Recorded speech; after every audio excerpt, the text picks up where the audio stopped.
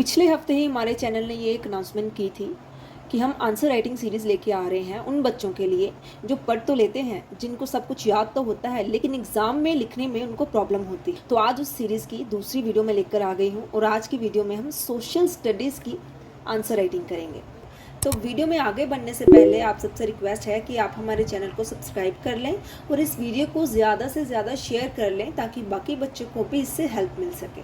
तो देखिए, ये क्वेश्चन ना सीबीएसई ने इस साल के सैम्पल पेपर में दिया था। क्वेश्चन है, coal is the most important and abundant fossil fuel in India, justify the statement by evaluating the significant role it plays in the growth of Indian economy in its different forms. मतलब ये statement जो दी गई है ना कि कोल जो है बड़ा ही इंपॉर्टेंट और अबंडेंट अमाउंट में मिलने वाला फॉसिल फ्यूल है, हमने इसको सही प्रूव करना है। किस एस्पेक्ट में? इंडिया के एस्पेक्ट में। मतलब हमने इसके रोल बताने हैं इन इंडियन इकोनॉमी। तो जैसे कि मैंने पिछली बार आपको क्वेश्चन को डिकोड करके बताया था कि क्वेश्चन के डिफरेंट पार्ट्स होते हैं, तो इसमें भी है। देखिए कैसे हमने बताना है इसका सिग्निफिकेंट रोल।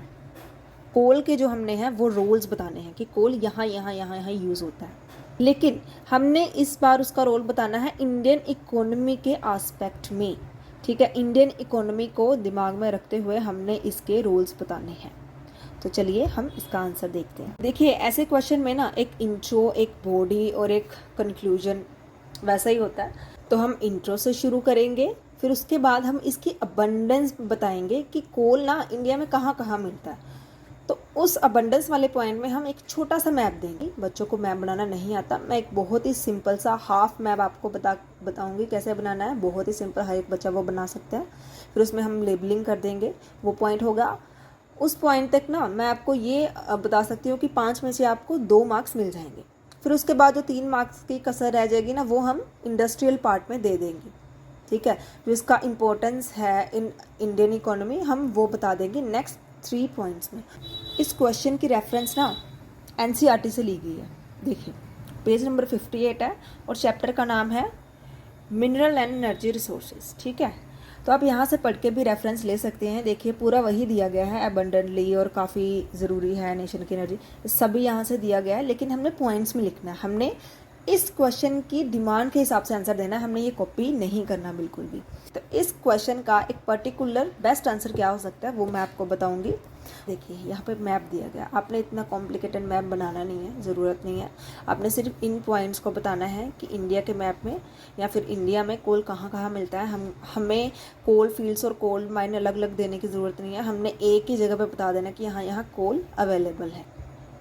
तो हम स्टार्ट करेंगे इंट्रोडक्शन से।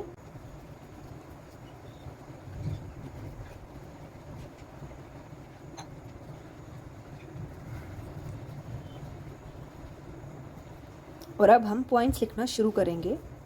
पहला पॉइंट होगा लार्जेस्ट फॉसिल फ्यूल रिजर्व। और इस पॉइंट पे हम बता देंगे कि इंडिया में कहाँ कहाँ मिलता है।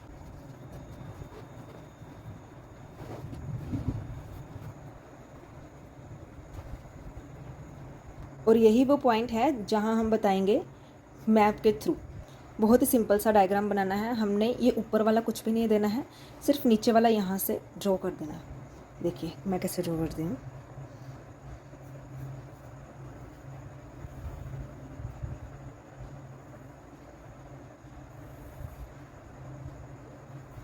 इसे देख के पता चल रहा है कि ये इंडिया ही है, क्योंकि ये इंडिया का नीचे वाला पार्ट है। और हम यहीं पे बता देंगे कि कोल कहाँ कहाँ मिलता है। देखिए, ये वाले जो रीजन्स है ना, ये झारखंड है, ये छत्तीसगढ़ है, ये उड़ीसा है। तो यहाँ पे ना एक ये लेयर बनी हुई है कोल की, तो हमने वो दे देनी है यहाँ पे सेम इसी तरीके की, इस तरीके से। और ये देखिए यहाँ पे ये मध्य प्रदेश, महाराष्ट्र और नीचे आंध्र प्रदेश तक आ रही है। तो इधर से ठीक है। और वैसे ईस्ट रीजन में भी है यहाँ पे जो इंडिया के ईस्ट में। देखिए, मैप में हमने ये बताया नहीं है कि ये ईस्ट है, लेकिन आइडिया हो जाता है कि ये इंडिया के ईस्ट में है। तो हम इस तरीके से ऐसे कर सकते हैं। ये अगर आप चाहें तो यहाँ लेबल भी कर सकते हैं कि ये झारखंड है या उड़ीसा में है, या फिर सिंपली आप यहाँ पे एक बॉक्स बना सकते हैं, यहाँ पे दे सकते हैं कोल रिजर्व्स। ये थोड़ा सा इधर भी है क्योंकि ये थोड़ा बॉर्डर तक आएगा। यहाँ नीचे भी तमिलनाडु में कोल रिजर्व है, तो यहाँ पे भी हम लेबल कर सकते हैं। आप सेम यही स्टेट्स को, जैसे यहाँ पे झारखंड, यहाँ पॉइंट आउट कर सकते हैं कि ये यहाँ पे झारखंड है, यहाँ पे ये उड़ीसा है, यहाँ पे आंध्र प्रदेश है, यहाँ पे ये यहाँ मध्य प्रदेश है, और ये है छत्तीसगढ़,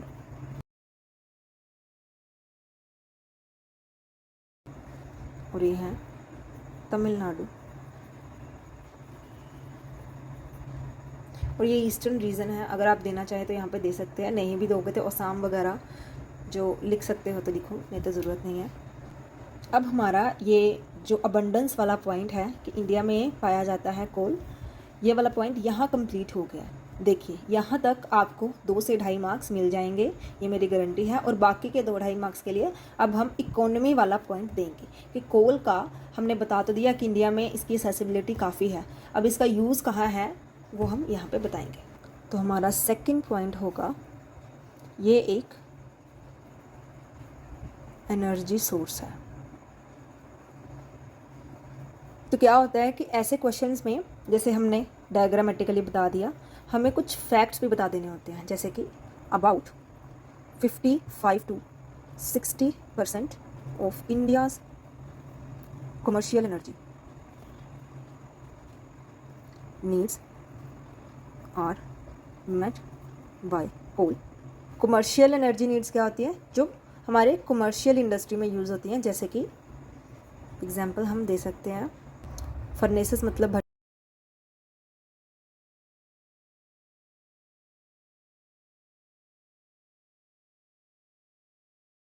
ओके तो इन सब की फर्नेसेस में यूज़ होती हैं as a energy source. Third point आ जाएगा पावर जनरेशन में।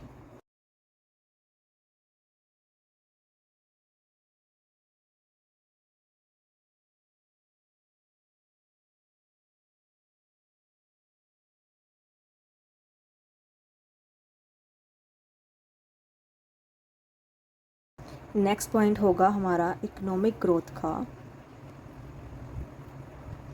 देखिए इकोनॉमिक ग्रोथ में ये आ जाएगा कि जैसे कोल की माइनिंग होती है, उससे लोगों को एम्प्लॉयमेंट भी मिलती है और गवर्नमेंट को रेवेन्यू भी मिल जाता है।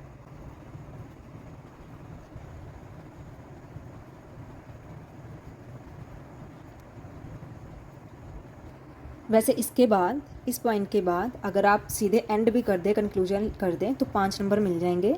लेकिन अगर आपके पास टाइम है, या अगर आप एक कोई एक्स्ट्रा लाइन भी लिखना चाहते हो कि हमने 5 पॉइंट्स ही लिखने हैं, तो आप बता सकते हो कि ये काफ़ी अफोर्डेबल है। क्यों? क्योंकि ये इंडिया में मिल रहा है ना, इंडिजीनियसली मिल रहा है, तो इसकी अफोर्डेबिलिटी ज़्यादा है। क्योंकि ये बाहर से नहीं आ रहा, तो इसके ऊपर कोई एक्स्ट्रा टैक्स नहीं लग रहा, इंडिया में ये एक स्टेट से दूसरी स्टेट में जा रहा है, तो इसलिए ये काफ़ी अफोर्डेबल है।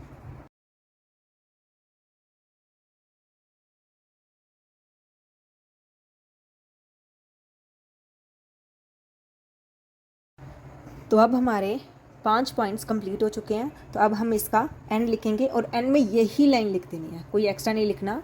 तो इट इज़ राइटली सैड, यहाँ पे लिखना है, देयरफॉर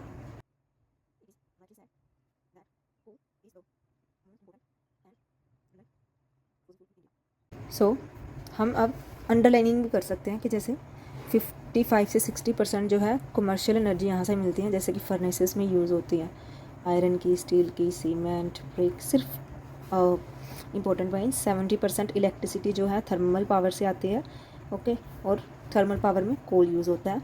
इकोनॉमिक ग्रोथ जो है वो कैसे होती है, एम्प्लॉयमेंट से, एंड रेवेन्यू जो है कोल की माइनिंग से एम्प्लॉयमेंट प्रोड्यूस होता है, और गवर्नमेंट को रेवेन्यू मिलता है फॉर इट्स डिफरेंट स्कीम्स। और ये काफ़ी अफोर्डेबल भी है क्योंकि ये इंडिजीनियसली प्रोड्यूस हो रहा है। इस क्वेश्चन को आप अपने तरीके से भी लिख सकते हैं, ज़रूर नहीं कि जैसे मैंने लिखा है कि ये पॉइंट पहले उसके बाद ये, आप अपने तरीके से लिख सकते हैं। इन पॉइंट को अगर आपने और छोटा करके लिखना है वैसे भी लिख सकते हैं।